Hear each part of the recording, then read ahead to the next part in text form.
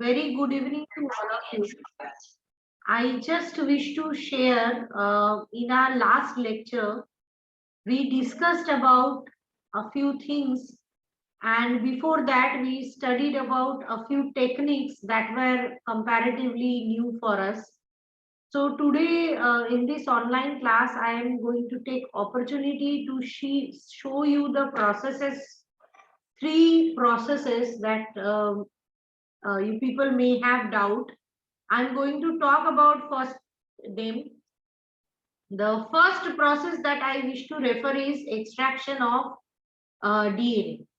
Let me tell you, this is practical that is part of syllabus of you, and that is the main reason I want to show you, because especially in Gujarat board, this practical is something that they ask, definitely is going to ask in your practical examination.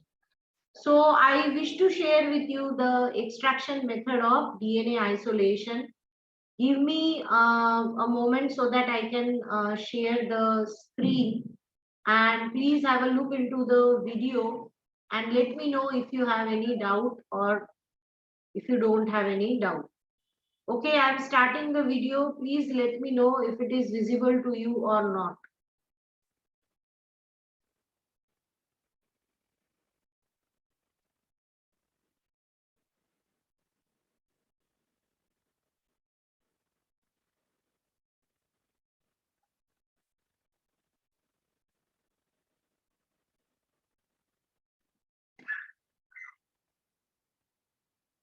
So to extract DNA, the basic requirements are the cell from which you want to extract DNA, and we obviously cannot take cell like that. We can take either human cell or bacterial cell or plant material. Obviously, to extract DNA from plant material is most difficult, second by bacterial cell, because both of them are having cell wall. So to reach to DNA, you have to break down the cell wall. And when you are extracting DNA, lot much debris or undesired substance will be there because of this presence of cell wall. In human cell, it is comparatively easier.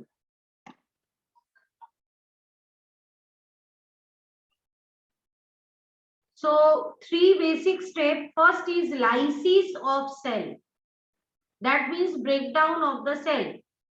So it has to be achieved by breaking down of the cell membrane or cell wall with the help of a buffer called lysis buffer. This is the composition of lysis buffer, which is having like lot many buffering solutions and detergents like EDTA, EGTA, SDS. These are detergents which are responsible to break down mainly cell membrane.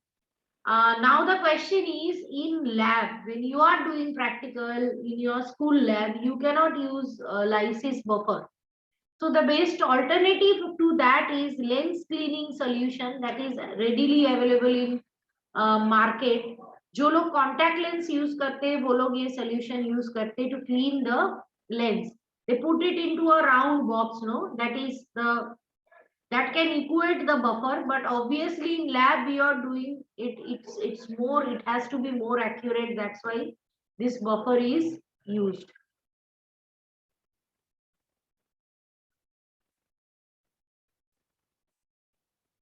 So you put the cell into lysis buffer and incubate at least for 30 minutes. Before that, you obviously crush the cell so that the surface area of the extraction increase and the cell wall can be broken down. Now, once we are extracting the cells, apart from DNA, so many other things will be there. And we want to get rid of them and want to have only DNA. So this removing proteins and other substances are done by centrifugation and obviously via filtration. So you can see once we are going for the process of centrifugation, the heavy substances like cell wall and others will go down, and the DNA will start floating. Slowly and gradually, we will increase the speed of centrifugation. Last step is purification of DNA. So the supernatant means upper liquid. It is washed with isopropanol and ethanol.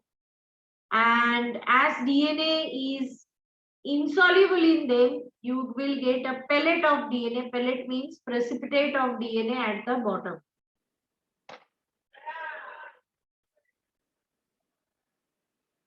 Now we have to dry it at 65 degrees centigrade and add water. And then we can analyze the DNA using PCR and gel electrophoresis. Understood? So this is the basic method for extraction of DNA. Now yesterday someone told me कि ma'am हमें एक lab में लेके चलते तो कितना अच्छा होता. So obviously it's not in my hand to take you to the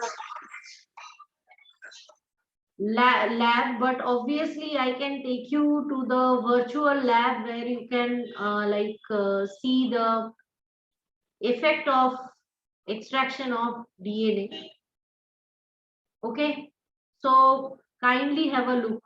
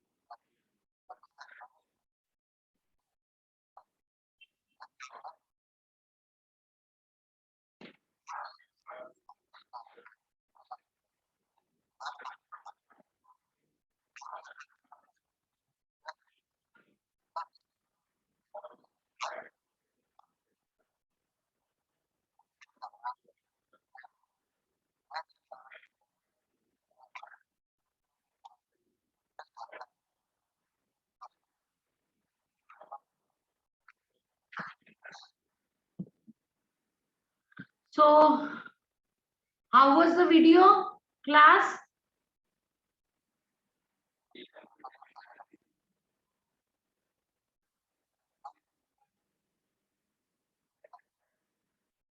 Okay. So this is how you are going to do in your school. आप स्कूल के लैब में इसी तरीके से डीएनए को एक्सट्रैक्ट कर सकते हैं. Different people do it by different methods क्योंकि किसी some people extract it from banana. Some people take spinach leaf for extraction of DNA. Some people take some other means. So this is the simplest method where you can use either liquid detergent. But in lab, when we are doing for the purpose of molecular biology, it is not worth it. Second thing that I just wish to share with you is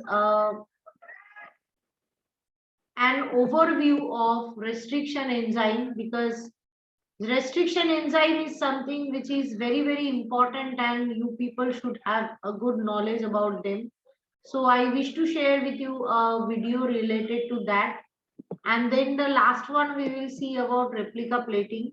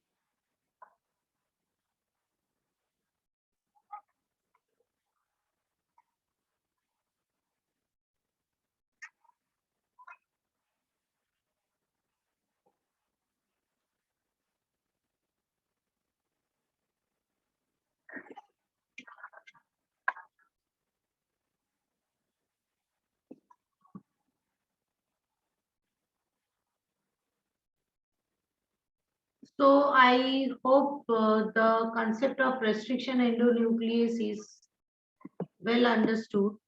Now the last one, yesterday I just described you the method of replica plating. I want to show how it is done in the lab. So let's have a look into that.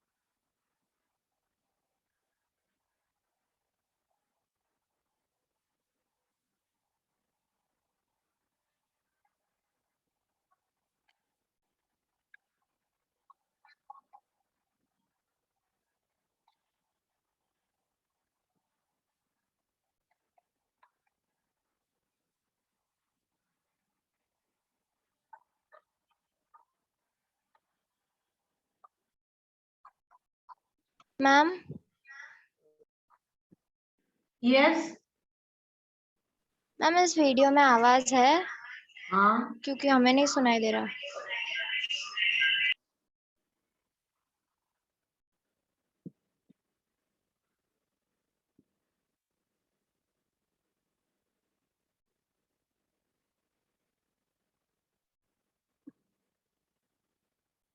Just a music is there. Anyways, I will play one. Can you hear it now?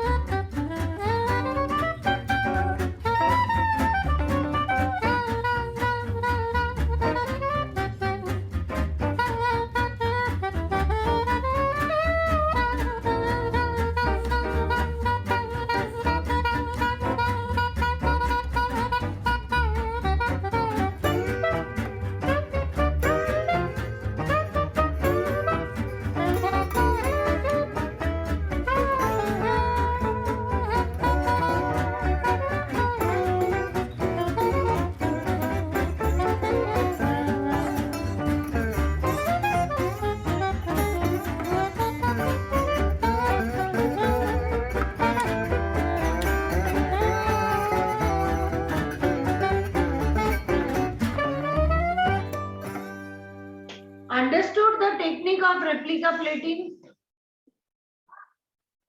So with this, I just want to start my lecture, and we will start our lecture where we finished yesterday. We talked about replica plating technique. We talked about the process of inserting the recombinant cloning vector into the next, and we talked about selectable and scrolable marker. So up to that, any doubt, anyone? If please let me know, then we can discuss that part. So I consider silence as no doubt and moving ahead. So we talked yesterday about beta galactosidase and its growth on axial medium, where you can see different types of colors, and through colors, through visible characters, we can easily identify the one which is transformed with selected type of plasmid. Now we just will talk about different kind of recombinant effort done by different organisms. Apart from plasmids, there are other vectors also which are used in plants and animals for transfer of genes. Okay.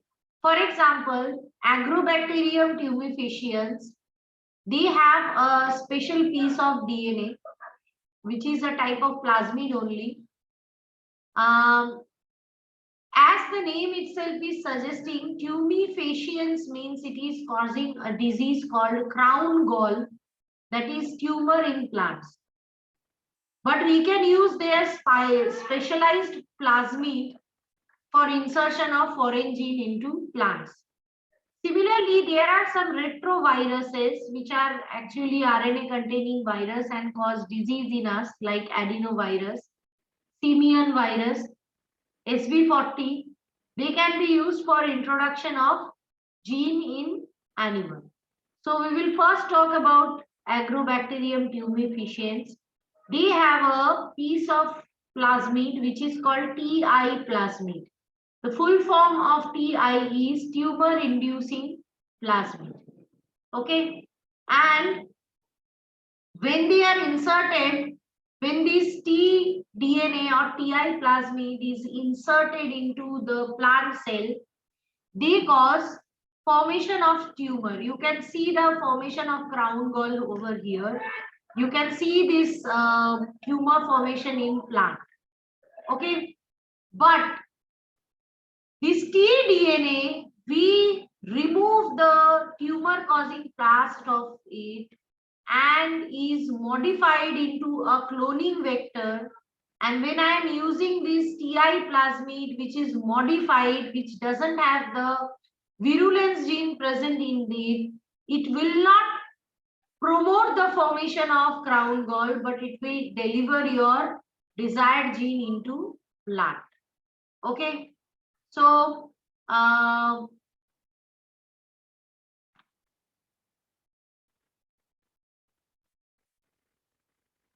we can see here, this is the Agrobacterium tumefaciens, this is the plant cell, and the tDNA is shifted from Agrobacterium tumefaciens to plant cell.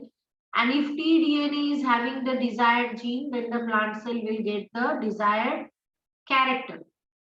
Second is retroviruses. As I said, that retroviruses can transform normal cells into cancerous cells. So they have a gene which is called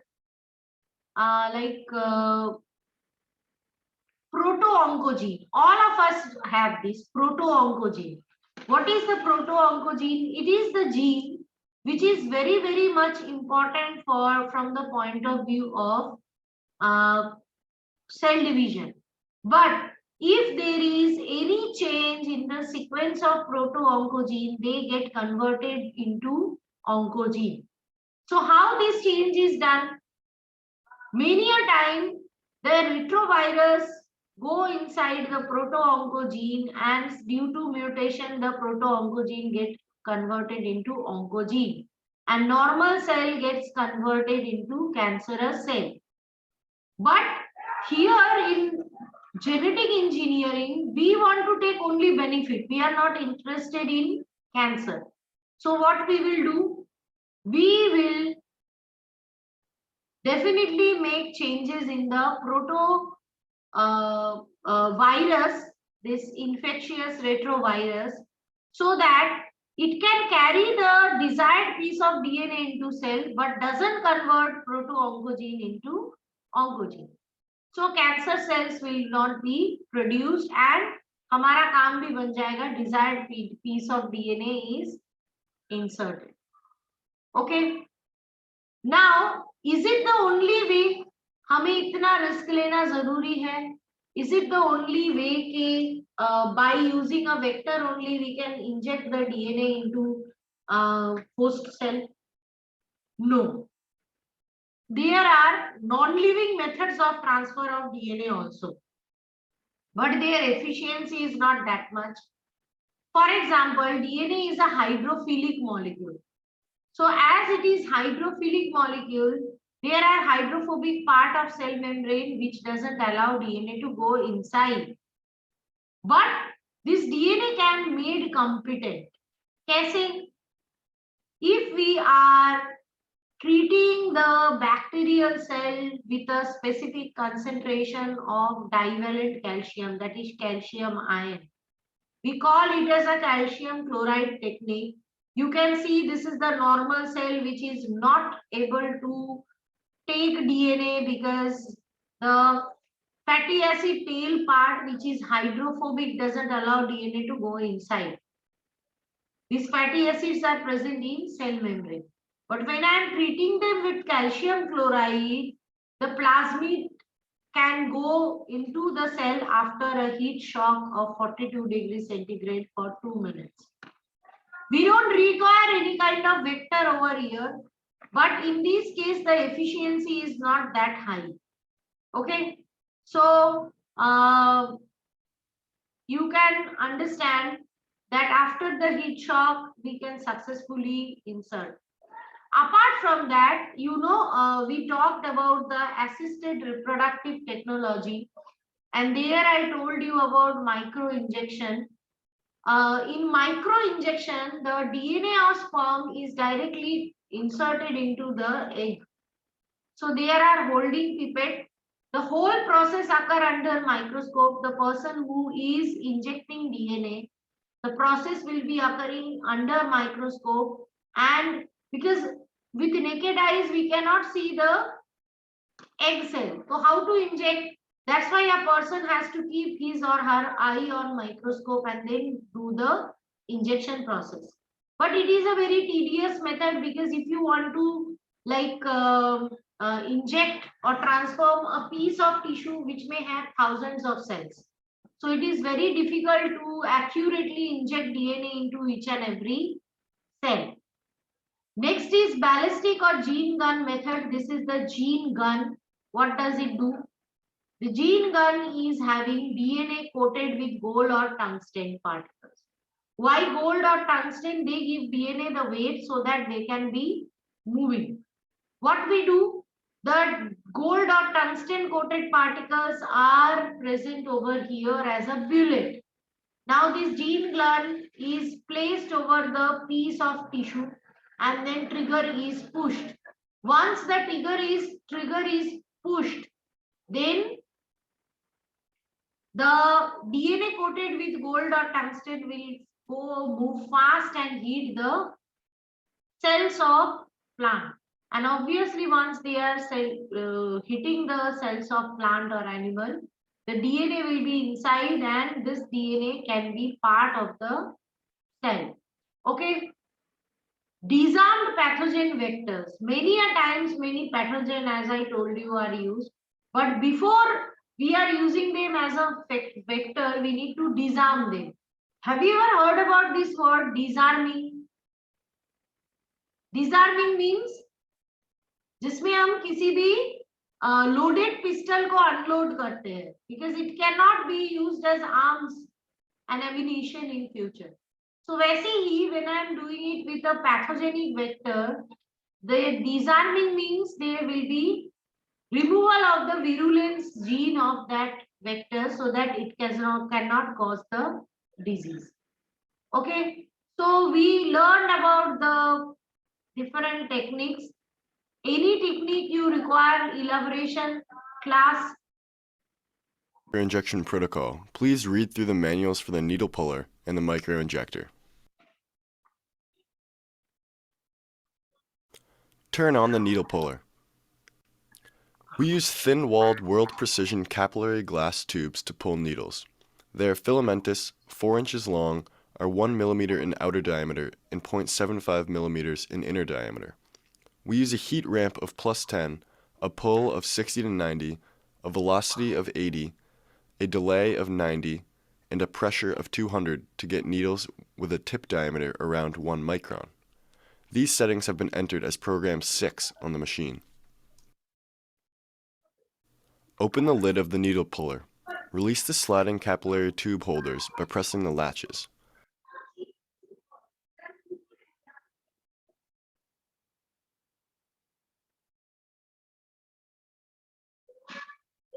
Make sure that the screws on the holders are loose. Slide the capillary tube through the silver filament within the box at the center of the machine. Be careful not to break the capillary tube.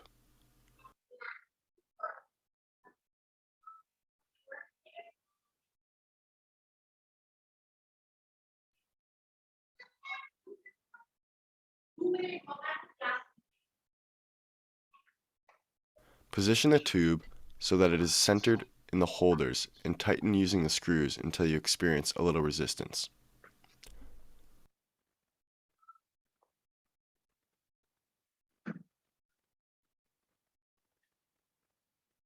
Close the lid. Enter program number 6. Push the Push to Enter button and then press Start to begin the pulling.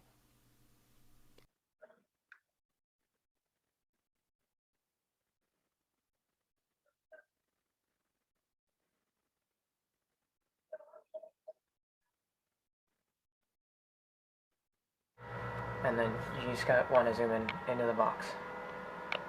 You see the filament, and then it's going to pull. And it's pulled.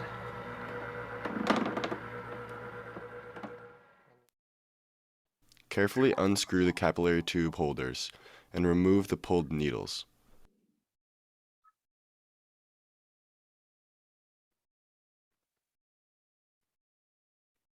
Place the needles on the sticky side of a piece of tape in a petri dish. This will prevent the needle from breaking.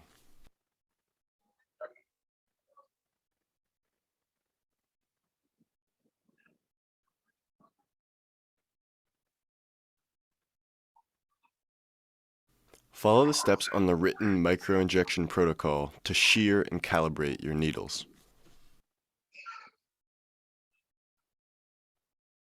Before microinjecting, familiarize yourself with the microinjector. Know how to move and operate all the components. This will make it I told you about micropipette. much easier to maneuver and inject during the procedure. If you can remember, I told you about micropipette beta. I told you that there are pipettes which can measure the what I can say, the liquids in microliter, 10 microliter, 20 microliter of amount. This instrument he is using is the micropipette. Okay, let's proceed further. Procedure. The first step of microinjecting is to load your needle with morpholino using a thin drawn pipette tip. Make sure there are no bubbles in the needle. Insert the needle into the micromanipulator and set the system. Place zebrafish embryos in a piece of agar that has grooves in it. Position the embryos in the grooves. This will stabilize the embryos when you are injecting. Pour Daniel's solution in the petri dish with the agar and the embryos. Make sure the pressurized air canister next to the hood is open. Turn the knob on the top to release the pressurized air. Position the needle so that it is in line with a row of embryos. Use the knobs to raise and lower the needle. Walking through the microscope, pierce the embryo using the knobs and make sure the needle goes into the yolk sac of the zebrafish. Press the foot pedal. This injects a small amount of morpholino into the embryo. If the pressure of the apparatus is set too high, the pulse duration is too long, or the diameter of the needle tip is too large, the embryo may burst. If this occurs, you may need to adjust the pressure, pulse, or switch to a new needle. When moving to the next embryo, move the petri dish rather than the needle. This will allow you to inject many embryos at a rapid pace.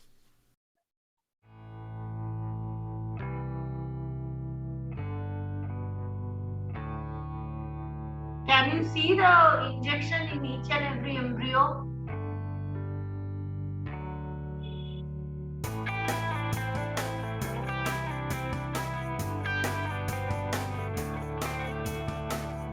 Class was able to see this micro injection wala? Yes, ma'am. Isn't it is very difficult, but it is very important and very nice. But you need to have lots of patience and efforts. I just will show you about how gene gun work.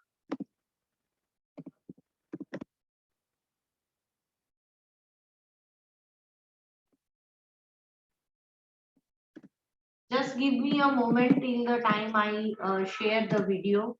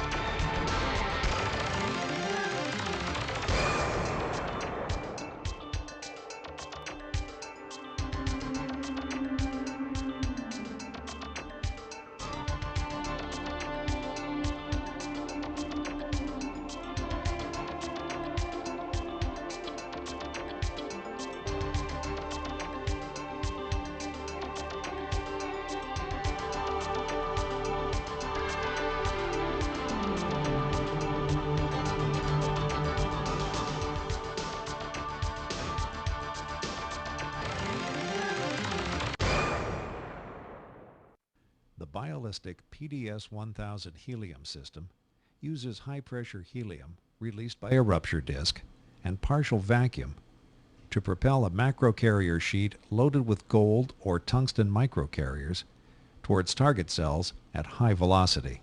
The microcarriers are coated with DNA or other biological material for transformation. The macrocarrier is halted by a stopping screen. The DNA-coated microcarriers continue traveling towards the target to penetrate and transform the cells. Connect one end of the 6-foot tubing to the helium pressure regulator. Tighten the connection. Connect the other end to the inlet valve of the 3-way helium valve assembly. Tighten the connection.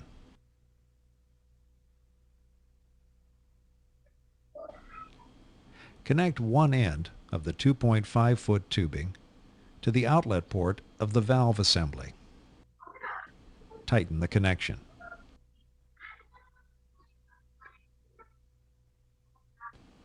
Connect the other end to the PDS-1000 unit.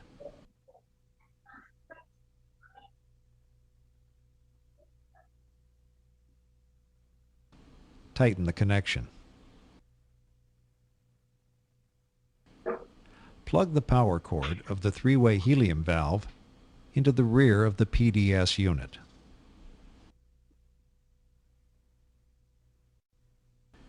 The vacuum hose assembly is already connected to the port on the rear of the unit via the clamping assembly. The free end of the vacuum hose assembly must be connected to the vacuum source. Set the distance between the rupture disc retaining cap and the microcarrier launch assembly. Release the set screw.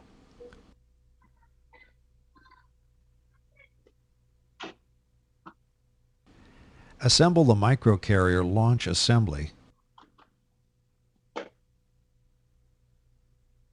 Insert the fully assembled microcarrier launch assembly on the highest slot within the chamber. The set screw on the white plastic shelf should face outward.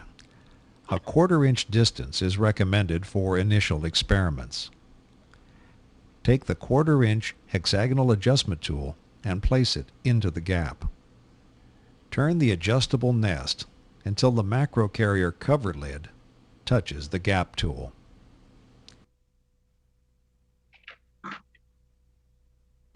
Fix this setting by tightening the set screw.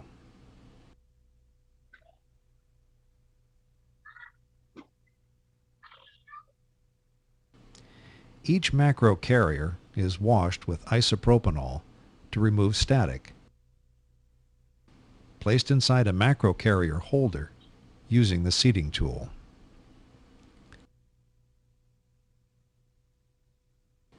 The macrocarriers, along with the stopping screens, launch assembly, and rupture disc retaining cap, can be sterilized by autoclaving. Gently resuspend the gold DNA pellet by tapping the side of the tube. Pipette and spread 6 microliters of the DNA-coated microcarriers evenly over the central centimeter of the macrocarrier. The macrocarriers should be coated in a low humidity environment with the minimum of vibration to minimize agglutination. A suggested method is to place the macrocarrier in the holder into a petri dish containing desiccant. The ethanol should evaporate within 10 minutes, and the macrocarriers should be used within 2 hours.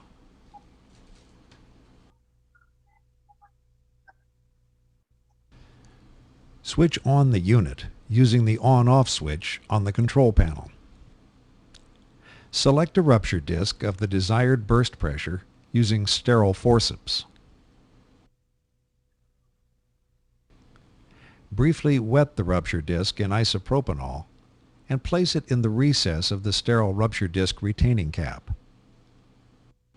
Screw the retaining cap onto the end of the gas acceleration tube.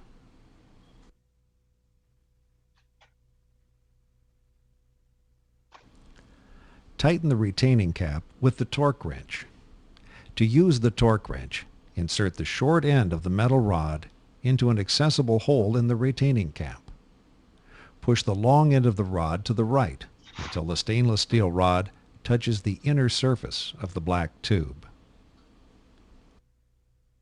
Prepare the microcarrier launch assembly. Place a sterile stopping screen on the stopping screen support.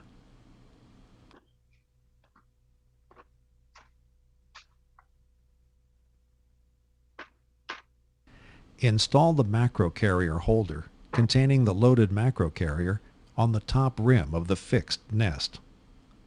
The dried microcarriers should be facing down towards the stopping screen. Replace the macrocarrier cover lid on the assembly and tighten.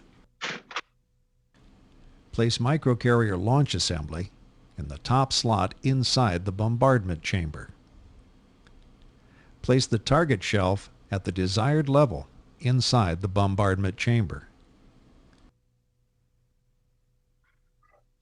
Place the sample on the target shelf. Close and latch the chamber door.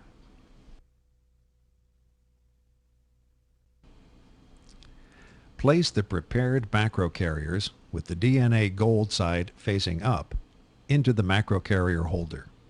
Ensure that they are in place using the seating tool. Place a stopping screen in the stopping screen holder. Fit the macrocarrier holder onto the stopping screen holder. Place the rupture disc into the round recess in the top of the 7-arm gas divider.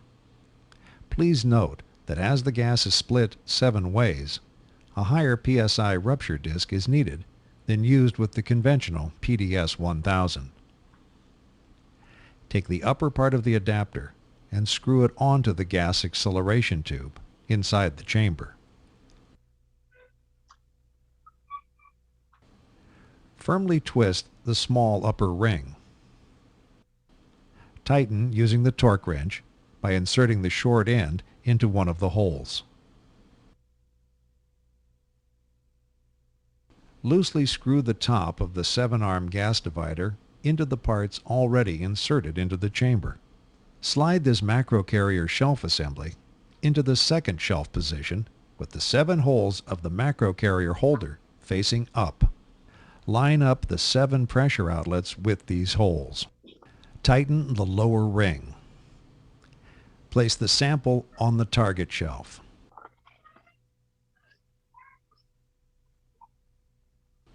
Close and latch the door. If this is the first use, test fire once to fill the gas tubing with helium. Evacuate the chamber. Turn on the vacuum source. Set the vacuum switch on the main unit control panel to the vac position. Evacuate the chamber to the desired level, at least 5 inches of mercury. The fire switch on the right side of this panel will be illuminated when this minimum vacuum is achieved. When the desired vacuum level is reached, hold the vacuum at that level by quickly pressing the vacuum control switch through the middle vent position to the bottom hold position. Press and hold the fire button continuously until the rupture disc bursts and the helium pressure gauge drops to 0. A small pop will be heard when the rupture disc bursts. The helium pressure gauge on top of the unit will act as a guide, but the rupture disc used will be the pressure that is released. Release the fire button immediately to avoid wasting helium. Release the vacuum from the chamber by setting the vacuum switch to the middle vent position. Open the chamber door and remove the target cells from the chamber.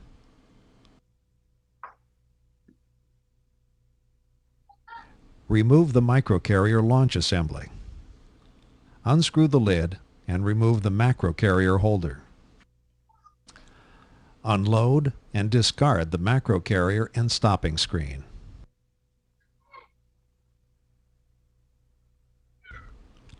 Unscrew the rupture disc retaining cap from the gas acceleration tube. Remove the remains of the rupture disc.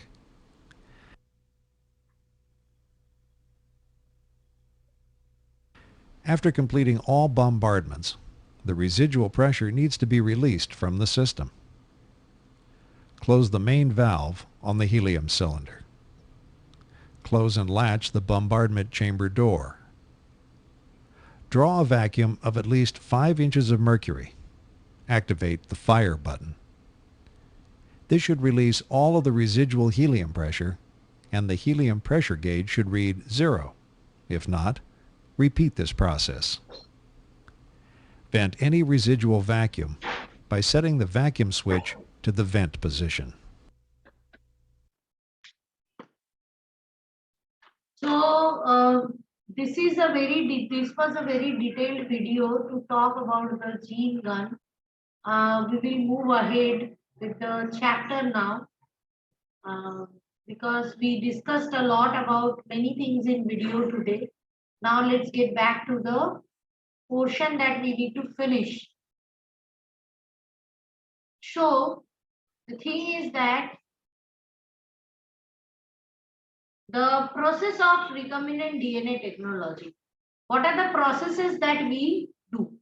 During the process, these are the steps. I already described the steps to you.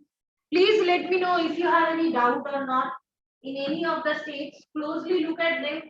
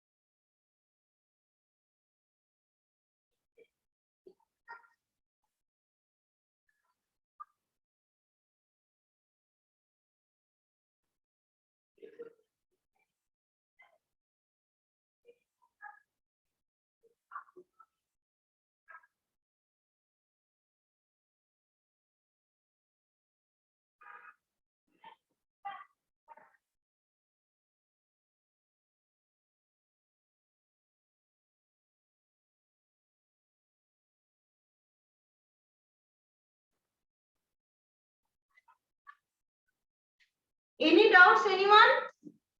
No? Can we move ahead? No, ma'am. Great. So, for isolation of genetic material, we already talked, so I am not wasting much time over here. We already seen detailed video of this part and it is described to you. After cutting, like we talked about restriction endonuclease 2. So after cutting, there is a process of gel electrophoresis. In our discussion of chapter number 6, I showed you the video of gel electrophoresis. I'll just mention about it roughly over here. That what we do in gel electrophoresis, we have gel, which is agarose gel. And apart from this is the gel pack, you can see wires. So two electrodes are there. One is positively charged electrode and other is negatively charged electrodes. Now what happens is when we start the gel pack and start passing electricity through this gel, it should not be dried. There is presence of buffer, which will make sure of the movement of electricity, as well as it will make sure that the gel should not be dried and broken. So inside wells I inject DNA. What is the charge of DNA? Is it positive or negative? Negative. So obviously we will put the wells towards the negative side of DNA, and then we will allow it to move towards the positive side. And this negative charge of DNA is due to phosphate. So DNA will move towards the positive side of the electrode, and while moving, they will be moved along according to their length. So the largest DNA bands will lag behind and the smallest one will move faster. So this is the way DNA as per their size can be separated by gel electrophoresis. So obviously if I want to isolate a piece of DNA and I cut them via restriction endonuclease, I can separate the restriction fragments via using this method of gel electrophoresis. Okay, this is the actual image of gel electrophoresis under radiography chamber.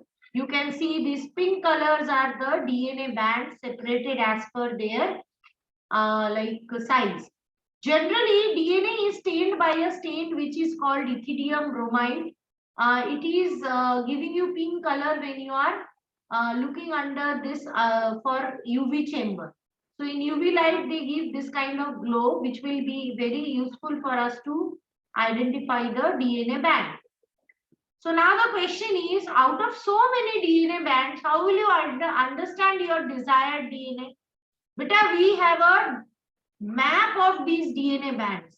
DNA ladders के कौन से size के हिसाब से वो कहाँ तक पहुंचनी चाहिए उसकी map होती है electrophoresis में.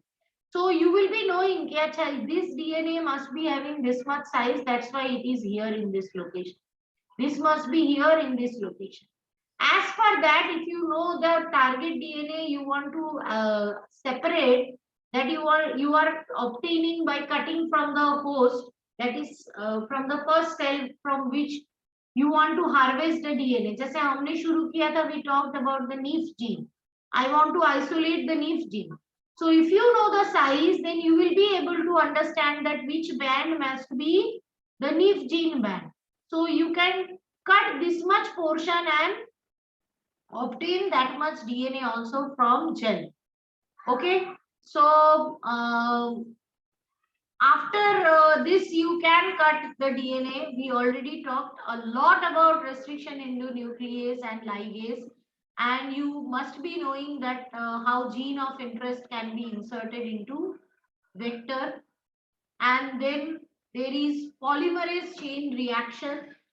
In chapter number 6, we talked about polymerase chain reaction also, which is short form is PCR. It's a machine where we are putting the template strand or strand which copy of which we want to make with the primer, DNA polymerase and the DNTPs, that is DATP, DTTP, DCTP and DGTP. All of them will be used to produce many copies of the strand you are giving as a template. So this is what is polymerase chain reaction. We talked this on DNA fingerprinting part. So what are the steps of polymerase chain reaction? First is denaturation, because in case of normally when DNA replication occur in the cell, this part is done by enzymes called gyrase, topoisomerase and single strand binding protein. But we are not doing this replication in cell. We are doing it outside the cell, inside the PCR machine. So who will separate the strand? And if the strands are not separated, you know there is formation of replication bubble or form. Here also strand separation is required for process of what I can say, the replication. Now there is denaturation of DNA and primer will be added to the complementary sequence. So obviously the part you want to replicate, you have to design primer according to that. If I want a piece of DNA of this much size, let me draw it over here, of this much size, then I will use them as a primer. If I want to put my primer over here, then I will get a DNA of this much long size. Understood? So as I know the sequence of DNA, I can choose the primer to decide which part of DNA I want to make copy. So the addition of primer to the DNA strand is called annealing. And once the primer is added, a specialized polymerase which is extracted from a thermophilic bacteria called Bacillus thermus aquaticus. Its polymerase is called Taq polymerase. This Taq polymerase is used to produce replication. After some time, once the DNA is double stranded, again it will go for denaturation, annealing and extension. So from 1 DNA to 2, 2 to 4, 4 to 8, this is the way. Depending on number of cycles, you can make multiple copies of DNA. Any doubts regarding electrophoresis and PCR? We discussed it in chapter number 6. Class?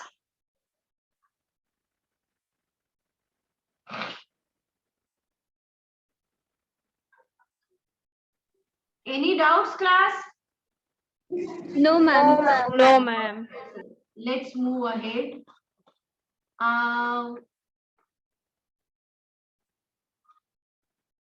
So this part is also discussed. That's why I'm not putting much stress over here.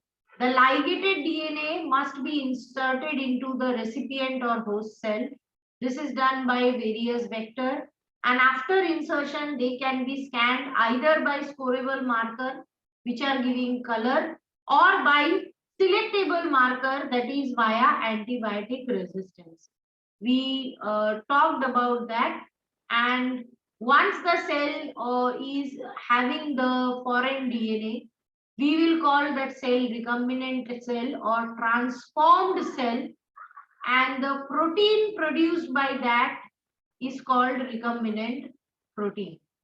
So there should be a continuous culture system whereas we can produce the protein, and we want to do this process obviously because we want to take the benefit, and benefit can be taken only if we are going for large scale utilization of this. So we talked about bioreactor and its aspects in chapter number 10 in microbial, that microbes in human welfare chapter. There you know that in a bioreactor you need to maintain the medium. There should be a proper designing of bioreactor. You should take care about the pH, the aeration, the agitation. So that's what is the next aspect of biotechnology, that is bioreactor. You can see this good man is looking into bioreactor and taking care of it. I dealt about this part in detail in chapter number 10, so I am just giving you the overview. That's it can start from 100 liter to 1000 liters of culture. It may be into gallons also. Okay, and why we are putting them in bioreactor? Because we want to an optimal growth. We want a growth condition which is optimal. That we want to give it proper temperature, pH, substrate, which it will use to produce my product, the salts, vitamins, oxygen. Why we are treating them as VIP? क्यों हम इनको VIP की तरह treat कर रहे हैं बच्चा? बताओ. जो recombinant cells है, why we are treating them as a VIP?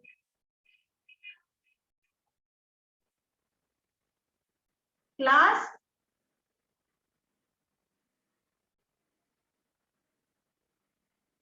Are you there? Ma'am, can you repeat the question? Why we are treating them, giving them a VIP treatment, why we are taking so much care of these cells?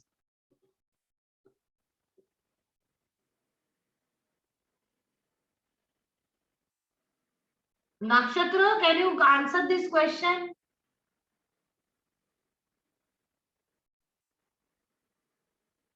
Krishank?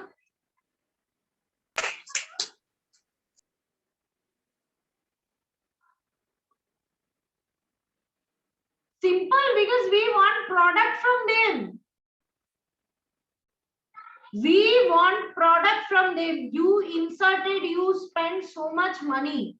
I showed you the video of gene gun, the micro injection.